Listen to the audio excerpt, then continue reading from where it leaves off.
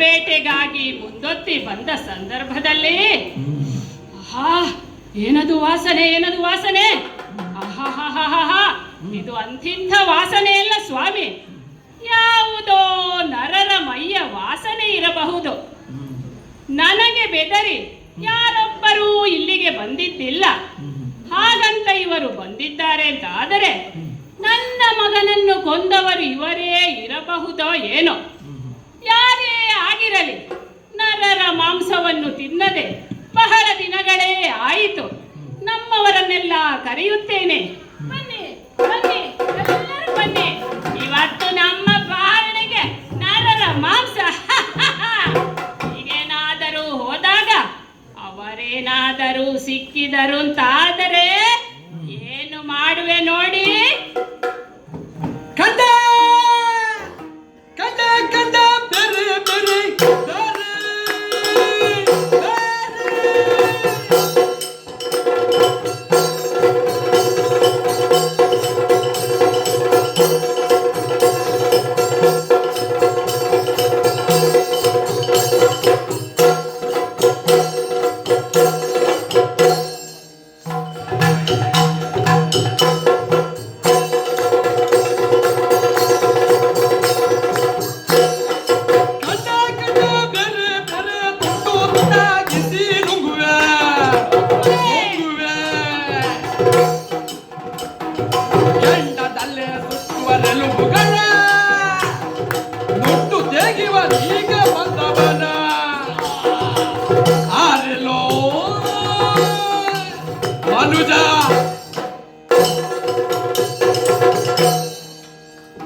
ಮೃಗಗಳ ಮಾಂಸವನ್ನು ತಿಂದು ತಿಂದು ಬೇಸರವಾಗಿದೆ ಸ್ವಾಮಿ.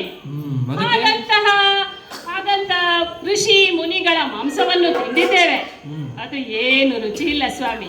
ಸಪ್ಪೆ ಸಪ್ಪೆ, ಗೆಡ್ಡೆ ಗೆಣಸು ಕಂದ ಮೂಲಗಳನ್ನು ತಿಂದು ಬೆಳೆದ ಶರೀರವಲ್ಲವೇ, ಅದು ರುಚಿ ಇಲ್ಲ. ಆದರೆ ಮನುಷ್ಯರ ಮಾಂಸ ನೋಡಿ, ಉಪ್ಪು ಹುಳಿ ಖಾರ ತಿಂದ ಶರೀರ ಅದು. ಅದಕ್ಕೆ ಏನು ಹಾಕುವುದು ಬೇಡ ಸ್ವಾಮಿ, ಹಾಗೆಯೇ ಬೇಯಿಸಿಕೊಂಡು ತಿನ್ನಬಹುದು, ಅಷ್ಟು ರುಚಿ ಸ್ವಾಮಿ. ಅವರೇನಾದರೂ ನನ್ನ ಕೈಗೆ ಸಿಕ್ಕಿದರು ಅಂತಾದರೆ ಅವರನ್ನು ಕೊಂದ ಪಾಪ ತಿಂದು ಪರಿಹಾರ ಸ್ವಾಮಿ. ಅವರ ಮಾಂಸವನ್ನು ಮೂಳೆಗಳಿಂದ ಬೇರ್ಪಡಿಸಿ ತುಂಡು ತುಂಡು ತುಂಡು ಮಾಡಿ ಉದ್ದದ ಸಲಾಕೆಗೆ ಒಂದೊಂದೇ ಒಂದೊಂದೇ ಒಂದೊಂದೇ ಓಡಿಸಿ ದೊಡ್ಡ ಬೆಂಕಿ ಹಾಕಿ ಅದರಲ್ಲಿ ಸುಟ್ಟು ಒಂದೊಂದೇ ತಿಂದರೆ ಸ್ವಾಮಿ, ಏನು ರುಚಿ, ಏನು ರುಚಿ ಸ್ವಾಮಿ. ನೀವು ತಿಂದಿದ್ದೀರೋ? ಒಂದು ಸಲ ತಿಂದು ನೋಡಿ ಸ್ವಾಮಿ, ಆಮೇಲೆ ನೀವು ಹೇಳ್ತೀರಾ ಇನ್ನೂ ಬೇಕು ಅಂತ. ತಿನ್ನು ನೋಡಿ, ಆಮೇಲೆ ಅವರ ಮೂಳೆಗಳನ್ನು ತುಪ್ಪದಲ್ಲಿ ಕರಿದು. ಆದರೆ ಅಂತಿಂತ ತುಪ್ಪ ಆಗುವುದಿಲ್ಲ ಸ್ವಾಮಿ ನಮಗೆ. ಎಲ್ಲ ತಿನ್ನೋದೆ. ಅದನ್ನು ತುಪ್ಪದಲ್ಲಿ ಕರಿದು, ಯಾವ ತುಪ್ಪ ಆಗಬೇಕು?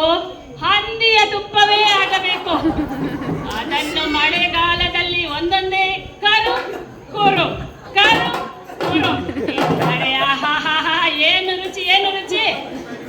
ಇನ್ನು ಅವರ ಕಣ್ಣಗುಡ್ಡೆಗಳನ್ನು ಕಿತ್ತು ಉಪ್ಪಿನಕಾಯಿ ಹಾಕಿ ತಿನ್ನುತ್ತೇವೆ. ಉಳಿದ ಮಾಂಸ ರಕ್ತಗಳಿಂದ ವಿವಿಧ ಬಗೆಯ ಓಗರಗಳನ್ನು ತಯಾರಿಸಿ ತಿಂದು ಬೇಗುತ್ತೇವೆ ಸ್ವಾಮಿ. ಅವರೇನಾದರೂ ಸಿಗುತ್ತಾರ ನೋಡುತ್ತೇನೆ. ಸದ್ದು ಗದ್ದಲವಿಲ್ಲದೆ ನಿಧಾನವಾಗಿ ಹೋಗುತ್ತೇನೆ.